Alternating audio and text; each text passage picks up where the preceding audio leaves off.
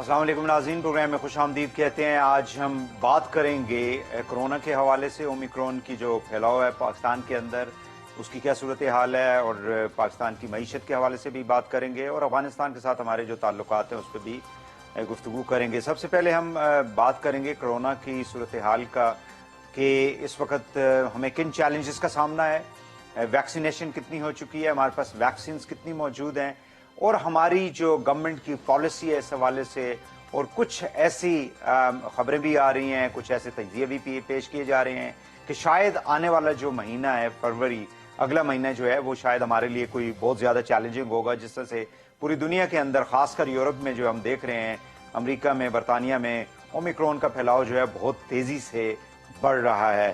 ہمارے ساتھ موجود ہیں ڈاکٹر فیصل سلطان صاحب، آپ اسپیشل اسسٹنٹ ہیں پرائم منسٹر آف پاکستان کے آن ہیلتھ۔ بہت شکریہ آپ کا ڈاکٹر صاحب، آپ نے ہمیں ٹائم دیا جی اپنا قیمتی۔ کائنڈلی یہ بتا دیں کہ what is the present situation, کیا ہے ہماری اس وقت اومیکرون کے حوالے سے صورتحال؟ بہت شکریہ جی۔ اومیکرون کے حوالے سے جو پہلی بات میں کہنا چاہوں گا وہ تو یہ ہے کہ یہ بھی واضح ہے ہمارے ملک کے اپنے اعداد و شمار کے ذریعے کہ اومیکرون کا جو ویریئنٹ ہے وہ آہستہ آہستہ اس کی جو پروپورشن ہے، اس کا جو تناسب ہے ٹوٹل نمبر آف کیسز میں، وہ بڑھ رہا ہے۔ اور یہ وہی پیٹرن ہے جو ساری دنیا میں دیکھا جا رہا ہے کہ اس سے پہلے جو ڈیلٹا یا انڈین ویریئنٹ تھا وہ آہستہ آہستہ وہ کم ہو رہا ہے، اور اس کی جگہ یہ اومیکرون بڑھ رہا ہے، اور کچھ اسی طرح کا ٹرینڈ ہم دیکھ رہے ہیں۔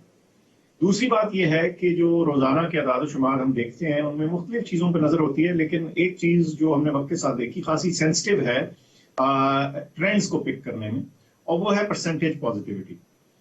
5-6 دن پہلے، 7 دن پہلے یہ 0.67 0.70 اس رینج میں تھی، یعنی 1% سے بھی کم تھی، لیکن پچھلے 7 دنوں میں ہر روز اس میں تھوڑا تھوڑا اضافہ ہوتا چلا جا رہا ہے، اور آج اس کی جو شرح تھی وہ 1.5% تھی، یعنی ہر 100 میں سے 1.5 ٹیسٹ پازیٹیو آ رہا تھا۔ یہ یوں کہہ دیجئے کہ جسے کہتے ہیں نا، ایک پچھلے ہفتے کی نسبت جو ہے اس میں ایک خاطر خواہ اضافہ ہوا ہے۔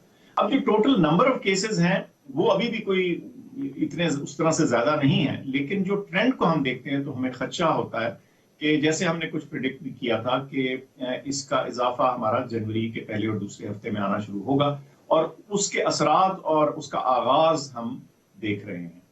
اس وقت تک ہسپتالوں اور ہیلتھ سسٹم کے اوپر شکر اللہ کا کوئی پریشر نہیں ہے، لیکن وہ ایک اہم میجریبل ہے جس کو ہم ہر روز دیکھتے بھی ہیں، اور آئندہ آنے والے دنوں میں بھی اس کے اوپر خاصی نظر رکھی جائے گی۔ ڈاکٹر صاحب یہ مجھے بتائیں کہ یہ کتنا خطرناک ہے، جیسے ڈیلٹا تھا اس سے یہ جو ویریئنٹ ہے یہ کتنا، یعنی اس سے مختلف ہے، اور یہ کتنا خطرناک ہے انسان کی صحت کے لیے؟ اچھا، ایسے ہے کہ ہر جو ویریئنٹ آتا ہے اس کے بارے میں لوگ 2 یا 3 اس کی جو کیریکٹرسٹکس ہیں، اس کی خصوصیات، ان پہ تجزیہ بھی کرتے ہیں، انالیسس بھی کرتے ہیں، اور کچھ قیاس آرائی کرتے ہیں، اور پھر وقت کے ساتھ کلیئر ہوتا ہے کہ اس میں سے کون سا تجزیہ درست ہے۔ پہلا آئٹم ہوتا ہے اس کی انفیکٹیوٹی، یعنی وہ کتنا تیزی سے پھیلتا ہے۔ یہ کچھ واضح ہے اور خاصی حد تک یہ کلیئر ہو رہا ہے کہ جہاں تک اس کے پھیلاؤ کی سپیڈ ہے وہ تیز ہے، وہ کسی صورت بھی کم نہیں ہے، اور مختلف اس کے ایویڈنس ہے۔ مثال کے طور پہ ساؤتھ افریقہ میں چند دنوں میں وہ 1% سے کم پہ تھی، اور وہ 9-10% پہ پہنچ گئے 10-12 دنوں کے اندر۔ تو یہ بتاتا ہے کہ اس کے پھیلنے کی جو رفتار ہے وہ باہر کیف گزشتہ ویریئنٹس کی نسبت تیز ہے، ایک بات۔ دوسرا ایلیمنٹ جو دیکھا جاتا ہے، اس کی خصوصیت جو جراثیم کی دیکھی جاتی ہے کہ چلو پھیلتا تو تیز ہے، یہ نہیں ہے، لیکن کیا یہ زیادہ مہلک ہے؟ ان ادر ورڈز کہ اگر ایک شخص کو انفیکشن ہو تو اس کا جو پرسنٹیج چانس ہے ہسپتال پہنچنے کا، یا خدا نخواستہ مارٹیلٹی کا، کیا یہ گزشتہ ویریئنٹس کی نسبت زیادہ ہے یا کم ہے؟ اس کے بارے میں بہت واضح نہیں کہا جا سکتا۔ کچھ لوگوں کی قیاس آرائی ہے کہ یہ مائلڈ ہے، لیکن میں یہ تھوڑا کوشن کرتا جاؤں کہ اس کے اوپر بہت بھروسہ نہ کیجیے، خاص طور پہ اس لیے کہ یہ دیکھیے کہ جو وائرس بہت تیزی سے پھیلتا ہو، اگر وہ تھوڑا سا مائلڈر ہو بھی لیکن وہ بہت زیادہ لوگوں کو انفیکٹ کر دے تو نیچرلی پھر اس زیادہ لوگوں کی تھوڑی پرسنٹیج بھی جو ہے وہ خاصا بڑا نمبر ہو سکتا ہے۔ تو یہ ایک چیز ہے۔ تو یہ اس کی موجودہ صورتحال ہے۔ کچھ لوگ وائرس کی جو ویکسین سے بچاؤ کی جو قابلیت ہے ویکسینز کی، اس کے بارے میں بھی قیاس آرائی کرتے ہیں۔ اس وقت تو یہی ہے کہ باہر کیف شدید بیماری سے بچانے میں ویکسینز جو ہیں وہ کارآمد ثابت ہو رہی ہیں۔ ڈاکٹر صاحب کتنے ہماری پاپولیشن کو ویکسینیشن ہو چکی ہے؟ अच्छा जी, वैक्सीन के जो अदाद शुमार हैं वो मैं आपको बताता चलूँ। वो अब हमारी सिचुएशन ये है कि हमारी जो 12 से प्लस यानी 12 साल से उम्र के बड़े जो लोग हैं, जो एलिजिबल पॉपुलेशन जिसको हम बोलते हैं, उसका 47%, 47% जो है 12 प्लस वाली उम्र के लोग जो हैं उनको फुली वैक्सीनेटेड वो हो चुके हैं। और अगर हम ये देखें कि ऐसे तमाम लोग जिनको दोनों डोजेस भी लग चुकी हैं या कम से कम एक डोज लग चुकी है, तो ये तनासब फिर 64% है। यानी 12 से ज्यादा उम्र वाले लोगों में 64% लोग ऐसे हैं जिनको कम से कम एक वैक्सीन जरूर लग चुकी है, और वो 47 मैंने बताया जो फुली वैक्सीनेटेड है। तो ये एक बेसिक फिगर है। वो 70 मिलियन की फिगर हमने टारगेट रखा था इस साल के आखिर तक, तो वो एज ऑफ यस्टरडे 71.5 मिलियन थी। सो 7 करोड़ से ज्यादा लोग हैं जिनको वैक्सीन लग चुकी है, फुली वैक्सीनेटेड। ठीक है डॉक्टर साहब, काइंडली मुझे ये बताएं कि बूस्टर किस हद तक इसमें मौसर हो सकता है, चूंकि गवर्नमेंट ने ये पॉलिसी इंट्रोड्यूस की है कि शायद 30 साल से ऊपर के जो लोग हैं उनको बूस्टर की जरूरत है। दोज हु हैव ऑलरेडी, यानी 2 डोजेज उनको लग चुकी हैं और 6 माह भी गुजर चुके हैं। This is the policy I think. अच्छा, अब ऐसे है कि देखिए, आपने अभी मुझसे सवाल पूछा और मैंने आपसे कहा कि जो फुली वैक्सीनेटेड एलिजिबल पॉपुलेशन है वो 47% है। अगर इसको और तरह से देखें तो ये कह सकते हैं कि 53% आबादी, यानी आधी आबादी तकरीबन ऐसी है जो अभी फुली वैक्सीनेटेड नहीं है। अच्छा, अगर हम पार्शल और फुल का वो टोटल हिसाब भी कर दें तो 64% है। इसका मतलब है 36% लोग अभी ऐसे हैं जिन्होंने एक डोज भी नहीं लगवाई। तो हमारी तरजीह, हमारी प्रायोरिटी हर सूरत में वो लोग हैं जिन्होंने सिरे से वैक्सीन नहीं लगवाई। लेकिन उसके साथ साथ हम इस चीज से भी बाखबर हैं और हम देख रहे हैं इंटरनेशनल डेटा भी कि कुछ फवायद इजाफी डोजेस के, या जिनको बूस्टर लोग कहना पसंद करते हैं, उसके कुछ फायदे हैं। और हमने सबसे पहले उसको टारगेट किया उन लोगों को जिनको 6 माह से पहले वैक्सीन लग चुकी है। एक तो ये शर्त थी, दूसरा ये कि अगर वो एल्डरली हैं, 50 से ऊपर के हैं, हालांकि 50 आजकल एल्डरली तो उसको कहना इतना मुनासिब नहीं, लेकिन एक सर्टेन एज से ज्यादा, या जिनका इम्यून सिस्टम को तो मुदाफियत उनकी कमजोर है, या हेल्थ केयर वर्कर्स। फिर आज से हमने 30 प्लस को भी इजाजत दे दी है। तो आहिस्ता आहिस्ता हम इसमें ऑप्शन दे रहे हैं कि वो लोग जो एक इजाफी डोज लगवाना चाहें एक वैक्सीन की, ताकि उनके इम्यून सिस्टम को कुछ याद दहानी हो जाए उनके गुज़िश्ता वैक्सीन की। बिल्कुल सही है, बिल्कुल सही है। डॉक्टर साहब, हमारे पास वैक्सीन कितनी मौजूद है और किन किन कंपनीज की मौजूद है? हमारे पास जी वैक्सीन अच्छी वाफिर तादाद में मौजूद है। हमारे पास साइनोवैक है, कैंसाइनो है, फाइजर है, एस्ट्राजेनेका है, मॉडर्ना है, स्पुतनिक है और साइनोफार्म है। तो हमारे पास तमाम जो मेजर वैक्सीन हम इस्तेमाल करते हैं उनकी इनफ क्वांटिटीज मौजूद हैं, और हमें कोई इस वक्त किसी सूरत भी फिल फॉर कोई वैक्सीन की सप्लाई की और मौजूदगी की परेशानी नहीं है। और इंशाल्लाह आइंदा भी हमें उम्मीद है कि ये वैक्सीन सप्लाई लाइन मेंटेन रहेगी और हमें जो जरूरियात हमारी हैं वैक्सीनेशन की वो पूरी होंगी। डॉक्टर साहब, सिंध की हुकूमत को भी मतलब सिंध को भी आप लोग प्रोवाइड कर रहे हैं वैक्सीन तमाम? बिकॉज बाकी सूबों में तो जाहिर है कि गवर्नमेंट है पीटीआई की, इंक्लूडिंग जीबी एंड एजेके। बिल्कुल जी, सिंध पाकिस्तान का हिस्सा है और जिसकी मर्जी हुकूमत हो उससे क्या फर्क पड़ता है। ये तो एक नेशनल कॉज है और इसमें बिल्कुल सिंध, पंजाब, बलूचिस्तान, केपीके, जीबी, आजाद कश्मीर, इस्लामाबाद, सारी टेरिटरीज को फेडरेशन के जरिए ये वैक्सीन फराहम हो रही हैं और बिल्कुल एक मुनासिब तरीके से हो रही है। इसमें किसी किस्म की तफरीक और कमी का क्वेश्चन या राइज नहीं होता। फाइनली आखिरी सवाल करूंगा डॉक्टर साहब, मुझे ये बताएं कि ये जो भी बजट, मिनी बजट पेश हुआ है, इससे अद्वियात की कीमतों के ऊपर कितना असर पड़ेगा? बिकॉज कुछ ऐसी खबरें आ रही हैं कि काफी ज्यादा ऐसी अद्वियात हैं जो कि महंगी हो जाएंगी और ऑलरेडी लोग, आपको मालूम ही है कि इन्फ्लेशन से काफी ज्यादा परेशान है। ये जो हमारी अंडरस्टैंडिंग है वो ये है कि जो दवा कंपनियों को कुछ इजाफी इनिशियल टैक्सेस देने पड़ेंगे या जो पैसे उसमें उनके सर्फ होंगे, वो बाद में जब वो दवा तैयार कर लेंगे और उसको सेल करेंगे तो वो उनको वापस हो जाएंगे। सो उस हिसाब से अगर देखा जाए तो हम समझते हैं कि शायद इसमें कोई फर्क नहीं आना चाहिए, लेकिन बहरहाल मुमकिन है कि कंपनियों को कुछ वर्किंग कैपिटल इसके अंदर इजाफी डालना पड़े। तो इसके जो असरात उसमें आएंगे उसको हम कंट्रोल करने की कोशिश करेंगे और हमारी कोशिश होगी कि कैसे कोशिश करेंगे सर? मैं बताता हूँ जी। एक तो ये है कि जो वैक्सीन बोल रहा हूँ, दवाओं की मैक्सिमम कीमत है वो इन एनी केस वो तो फिक्स्ड है, वो तो ड्राफ्ट फिक्स करता है। لیکن ظاہر ہے کئی دفعہ بہت سی دوائی کمپنیاں کمپٹیشن میں اس پرائس سے نیچے بھی سیل کرتی ہیں، تو اس کمپٹیشن کو جاری رکھنا چاہیے، جاری رہنا چاہیے، ایک تو بات یہ. اور وہ جو میکسیمم پرائس اس کی سیٹ ہوئی ہوئی ہے اس میں تو باہر کیف کوئی اضافہ نہیں ہو رہا other than what is allowed by law. So ہمیں امید اور کوشش ہے کہ یہ ویکسینس، اس کی دواؤں کی قیمتیں جو ہیں وہ ٹوٹلی اسٹیبلائز رہیں گی، لیکن بہرحال یہ ایک کنسرن کے طور پہ فلیگ کیا گیا ہے اور بجا کنسرن. جاتے جاتے یہ جو کرونا کے حوالے سے جو فائزر نے امریکہ کے اندر کیپسولز انٹروڈیوس کیے ہیں، ڈو یو تھنک کہ پاکستان میں بھی اگلے کچھ مہینوں میں انشاءاللہ آ جائے گا، یہ دوا بھی آ جائے گی؟ جی بالکل جی، فائزر کمپنی کے ساتھ ہم لوگ انگیج ہیں اس دوا کے لیے، اور انہوں نے ہمیں ریشور کیا ہے کہ یہ دوائی پاکستان کے لیے بھی اویلیبل ہوگی، اور ہم نے اس کی کچھ سپلائی انشور بنانے کا جسے کہتے ہیں طریقہ کار سارا طے کر لیا. انشاءاللہ اویلیبل بھی ہوگی اور استعمال میں بھی آئے گی اگر ضرورت پڑی. ڈاکٹر صاحب آپ کا بہت شکریہ. ڈاکٹر فیصل سلطان، ناظرین special assistant to the prime minister of Pakistan ہمارے ساتھ موجود تھے. یہاں پہ ایک شارٹ بریک لیں گے، واپس آ کے ہم ملک کی معاشی صورتحال پہ گفتگو کریں گے. بریک کے بعد ہمارے ساتھ رہیے گا.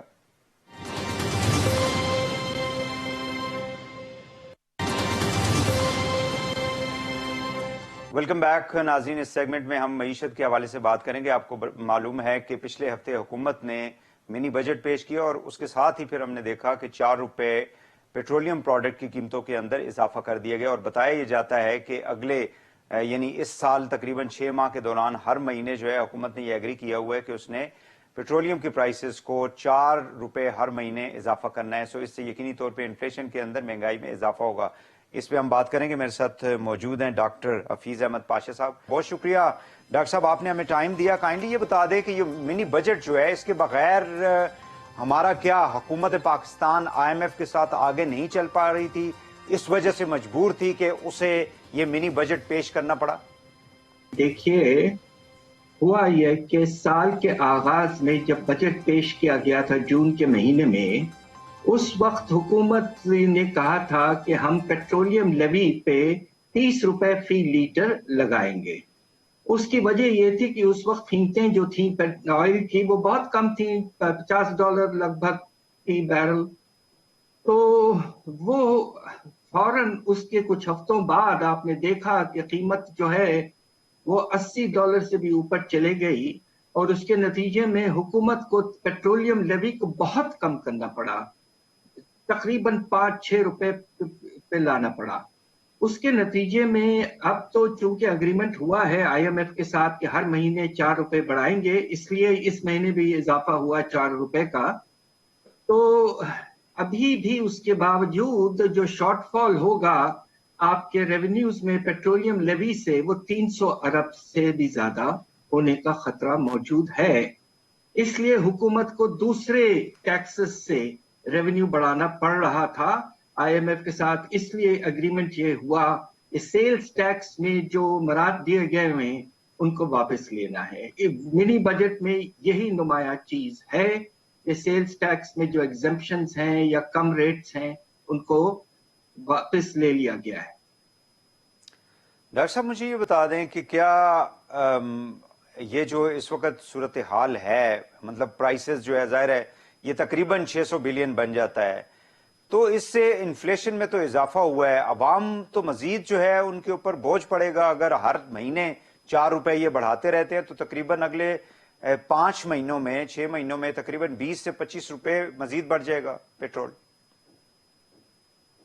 جی، یہ اگریمنٹ ہو چکا ہے، اور حکومت اگر IMF پروگرام میں رہنا چاہتی ہے تو مجبوراً یہ کرنا ہی پڑے گا.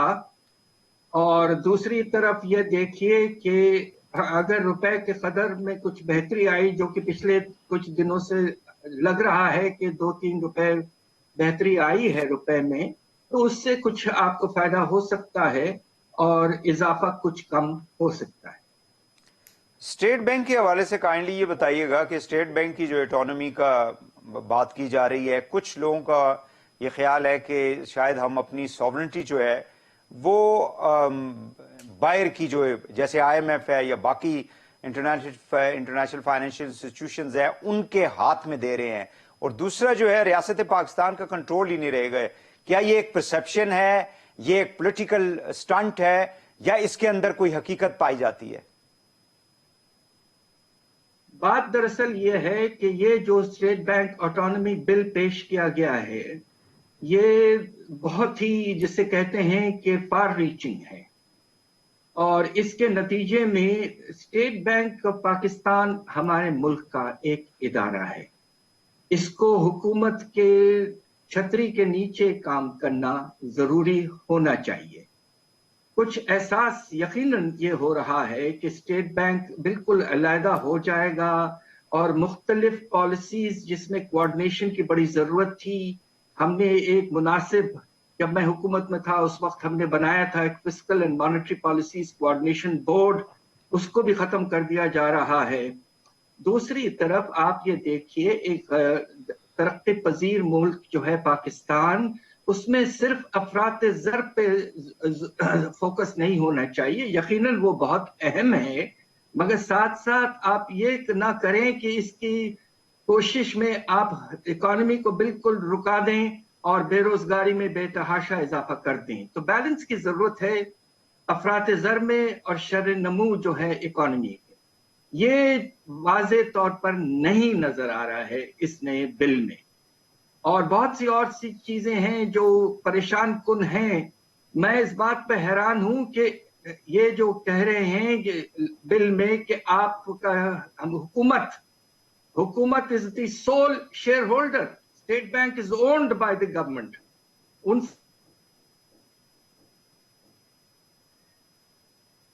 کوئی قرض نہیں لے سکتے۔ آپ مجھے یہ بتائیے، خدا نخواستہ کوئی ایمرجنسی ہو جس طرح کووڈ میں ہوئی اور اسٹیٹ بینک نے اچھا کام کیا، تو اس لیے یہ ضروری ہے کہ ایمرجنسی پروویژن ہونی چاہیے کہ کوئی سیلاب آ جائے، کوئی طوفان آئے۔ اب دیکھیے خدا نخواستہ پچھلے دنوں زلزلہ بھی آیا ہے، تو ایسے اوقات میں آپ کو یہ آپشن ہونا چاہیے حکومت کو کہ وہ کچھ پیسے وقتی طور پر لے لے اور اس سے ایمرجنسی کو افیکٹولی ٹیکل کرے۔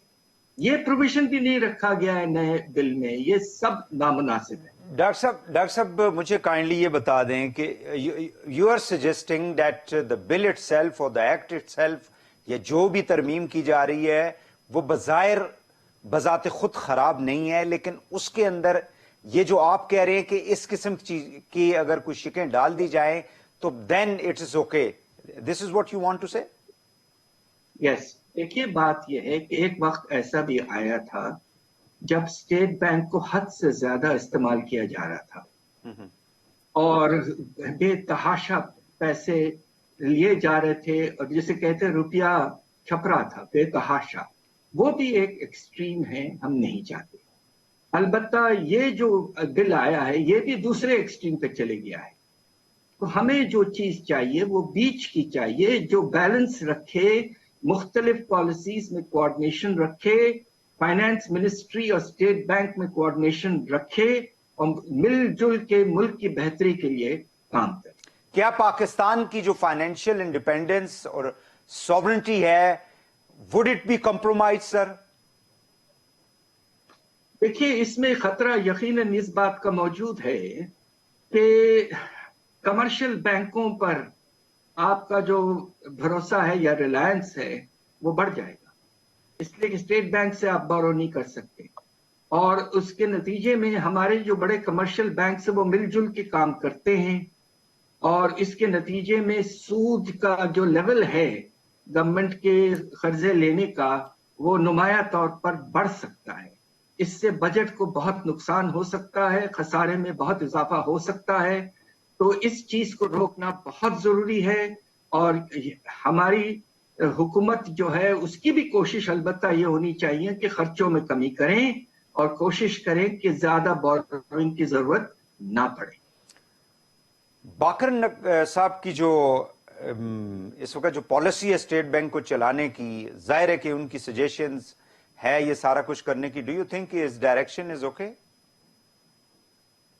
دیکھیے ایک وقت ایسا تھا جب لگ رہا تھا کہ ان کا ڈائریکشن سراسر نامناسب ہے، اور وہ یہ تھا 19 کے سال میں جبکہ انہوں نے سر سود کو 13.25% تک لے کے چلے گئے، اس کی وجہ یہ تھی کہ کوشش وہ یہ کر رہے تھے کہ ہاٹ منی پاکستان میں آیا $3 ارب، مگر جس دن خبر آئی کہ پاکستان میں کووڈ آ گیا ہے اسی دن وہ پیسہ غائب ہو گیا، واپس چلا گیا، اور اس کے نتیجے میں ہمارے بجٹ پر 700-800 ارب کا بوجھ اننیسسریلی پڑا۔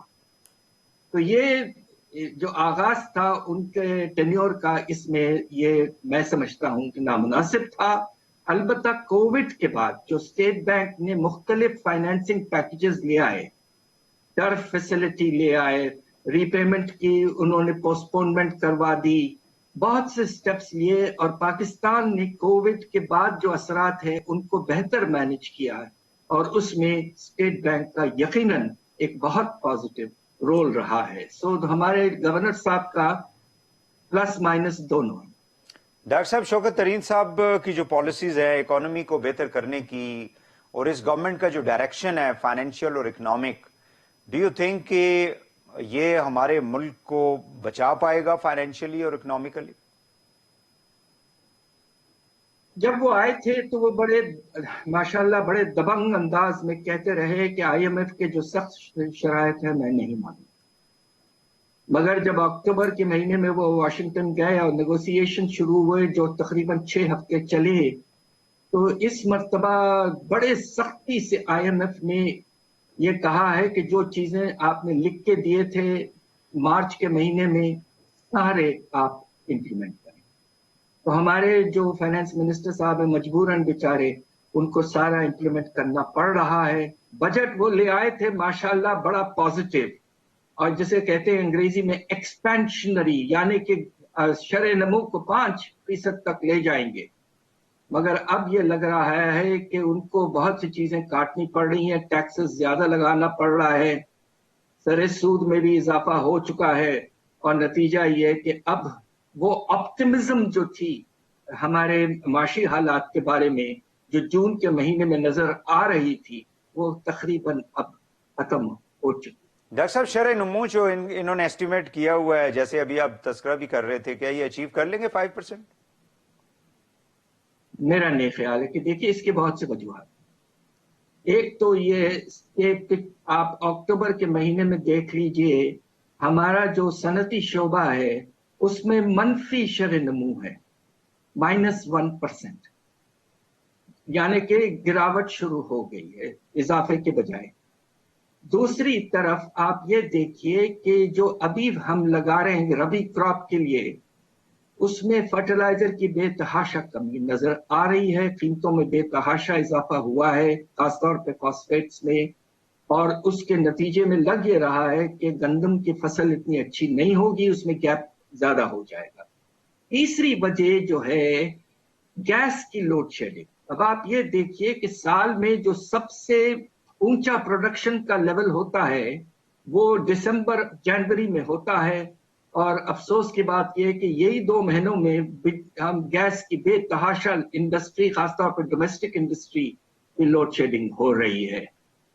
تو میرا اندازہ یہ ہے کہ اب ان حالات کی وجہ سے، اور آج ساتھ ساتھ آپ نے اپنے ڈیولپمنٹ پروگرام کو 200 ارب سے کم کر دیا ہے، ان سب چیزوں کے نتیجوں میں اگر اللہ کے فضل سے ہم 3 سے 3.5% حاصل کر لیں تو میں سمجھ رہا ہوں کہ وہ مناسب ہوگا ان حالات میں۔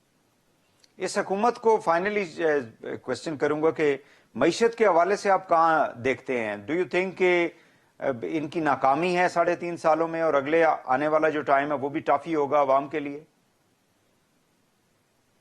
دیکھیے مجبوراً مجھے کہنا پڑتا ہے کہ کچھ حالات تو یقیناً آغاز میں مشکل تھے، پھر اس کے بعد میں آپ نے کووڈ دیکھا، اور اب آپ یہ دیکھ رہے ہیں کہ باہر کی قیمتوں میں 60 سے 70% اضافہ ہوا ہے۔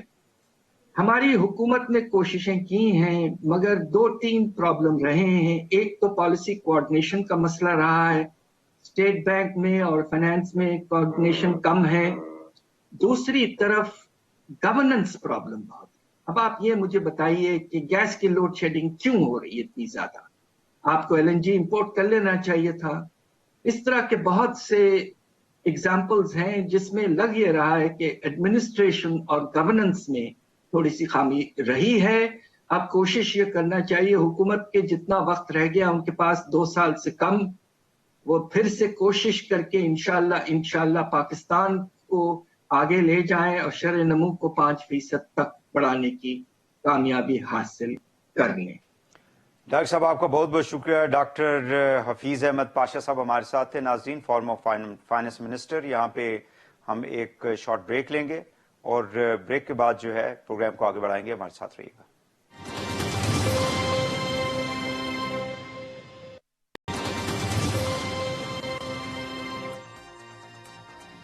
Welcome back. नाज़रीन, आपको मालूम है कि पाकिस्तान अफगानिस्तान के अंदर जो सूरत हाल है उसको बेहतर करने के लिए जब से तालिबान की अबूरी हुकूमत आई है, कोशिश ये है कि जितनी भी ह्यूमैनिटेरियन असिस्टेंस है उसके लिए इकदाम तो उठाए जाएं, और उसी के नतीजे में हमने देखा था कि OIC का एक इजलास भी इस्लामाबाद के अंदर हुआ था।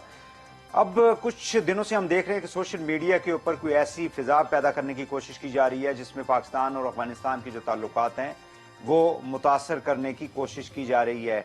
कुछ ऐसी वीडियोज आई हैं बॉर्डर के हवाले से जिसमें ज़ाहिर है कि पाकिस्तान जो है पिछले कई सालों से फेंसिंग कर रहे हैं ताकि ये जो क्रॉस बॉर्डर दहशतगर्दी के इल्जामात पाकिस्तान के ऊपर लगते रहे। इवन कि जब अहमद करजई साहब वहाँ पे सदर थे, फिर उसके बाद अशरफ गनी साहब थे, अमेरिकन वहाँ पे बैठे हुए थे, तो पाकिस्तान की ये कोशिश थी कि इसको रोकने के लिए ऐसे इकदाम किए जाए ताकि ये क्रॉस बॉर्डर टेररिज्म का जो मामला है इसको वंस फॉर ऑल सेटल किया जाए। अब जो वीडियो सामने आ रही है उसमें लगता है ये बज़ाहिर ये बताया गया है कि जैसे वहाँ की जो सिक्योरिटी फोर्सेस हैं अफगानिस्तान की, वो उस प्रोसेस को रोकने के लिए अमल कर रही हैं और उसको उखाड़ के फेंक रही है जो बाड़ लगाई जा रही है। क्या इससे दोनों मालिक के ताल्लुकात जो हैं उस पर कोई मनफी असर पड़ सकता है? इस हवाले से हम गुफ्तगू करेंगे। हमारे साथ सुहेल शाहीन साहब हैं, आप स्पोक्स पर्सन हैं तालिबान की अबूरी हुकूमत के। बहुत शुक्रिया सुहेल साहब, आपने हमें टाइम दिया। काइंडली ये जो वीडियो आपको भी मालूम होगा और फिर इंटरनेशनल मीडिया के अंदर इसको रिपोर्ट भी किया गया है रॉयटर्स की जानिब से, बाकी जो इंटरनेशनल एजेंसीज हैं, इस पे अफगानिस्तान की जो बुरी हुकूमत है उसका क्या रद्द अमल है?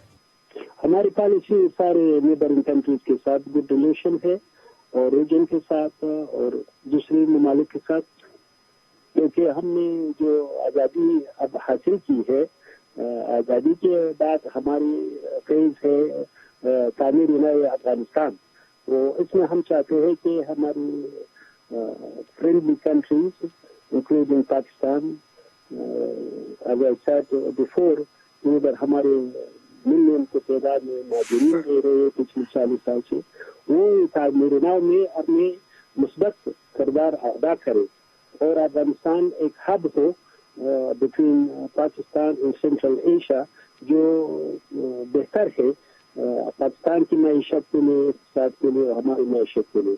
तो हम यही चाहते हैं। फेंसिंग के हवाले से आप लोगों की पॉलिसी क्या है?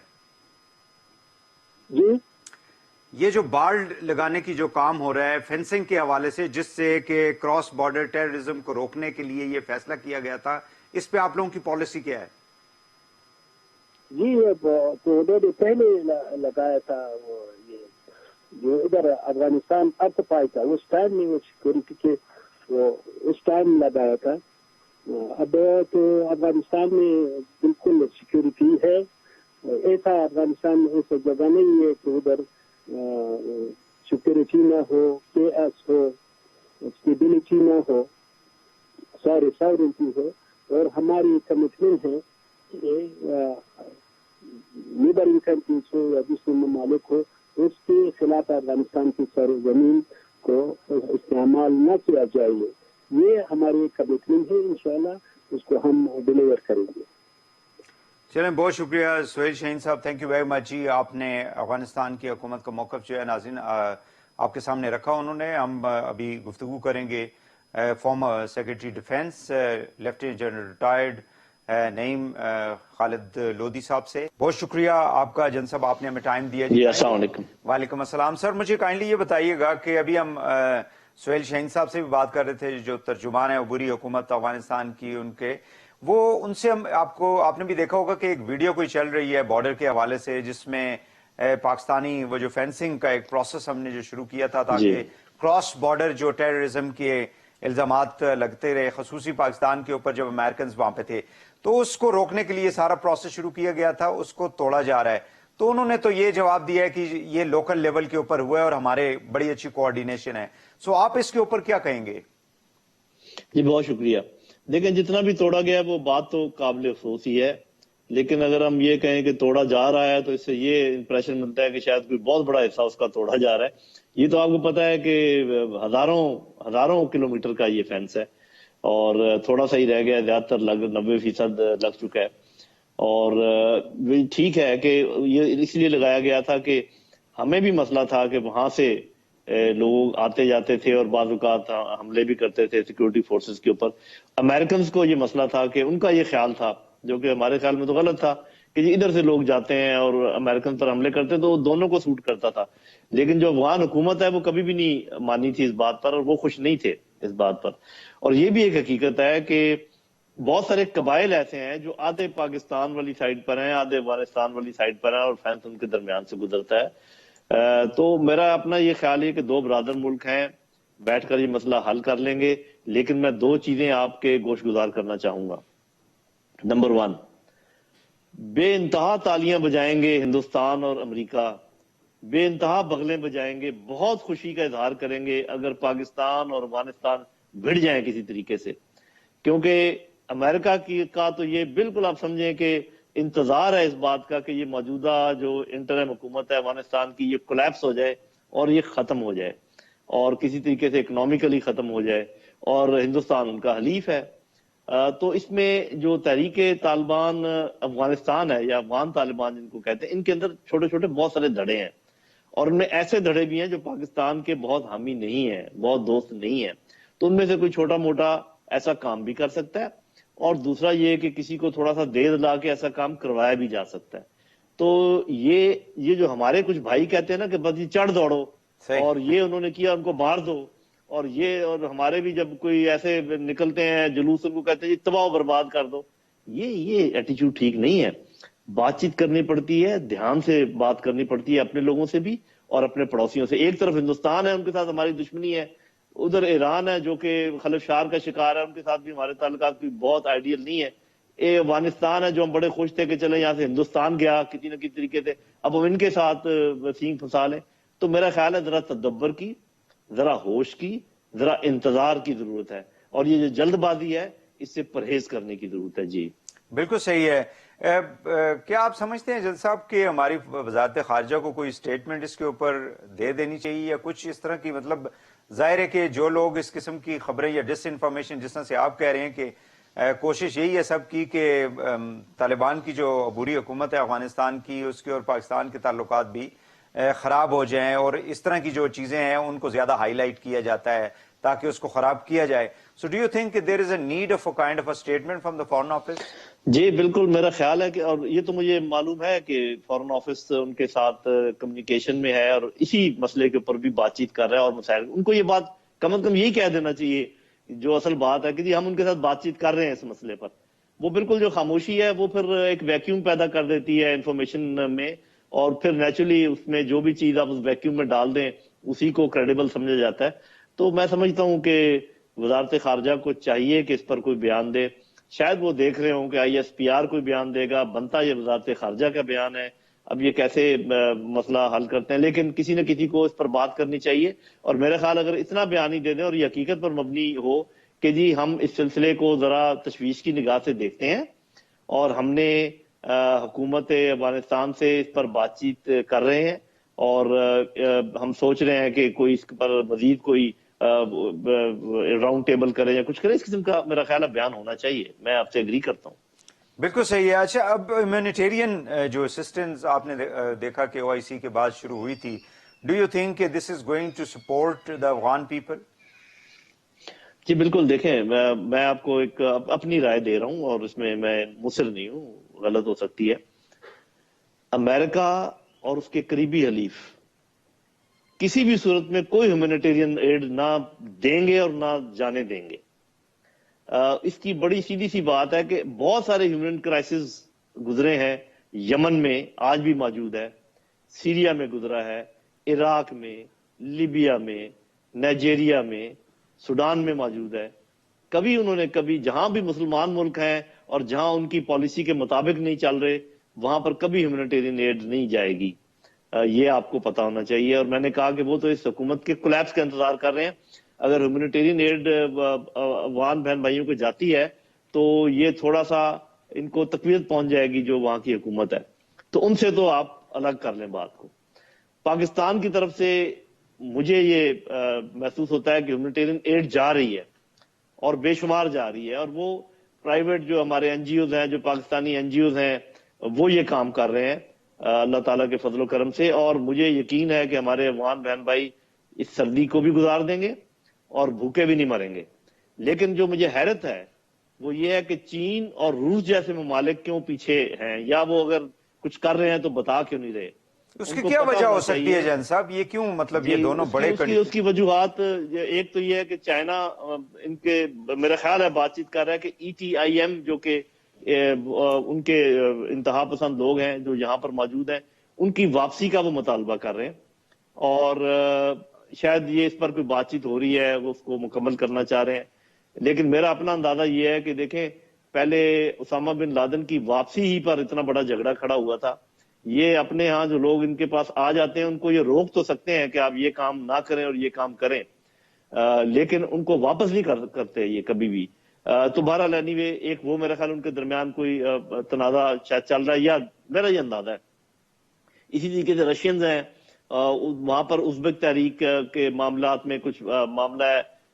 ہزاراز کی ویلفیئر کے لیے ایران کوئی اس میں بات چیت کر رہا ہے. ہم تحریک طالبان پاکستان کے سلسلے میں ان کے ساتھ پھنسے ہوئے ہیں. تو یہ چاروں طرف سے یہ بات چیت ہو رہی ہے, اس میں کوئی شک نہیں ہے.